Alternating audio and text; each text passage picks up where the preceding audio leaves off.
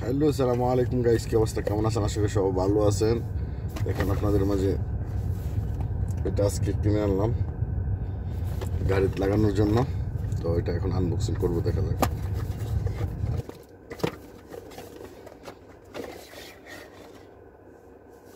এটা এখানে আছে, এই যে এটা মোবাইল রাখার জন্য।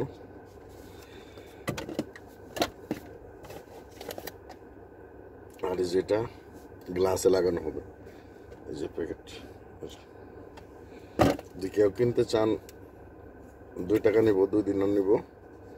আমি নিছি 2 দিনার দিয়ে। এটাকে সব কিছু করা যাবে, এই যে পুরানো যাবে, আবার এখানে বড় করানো যাবে।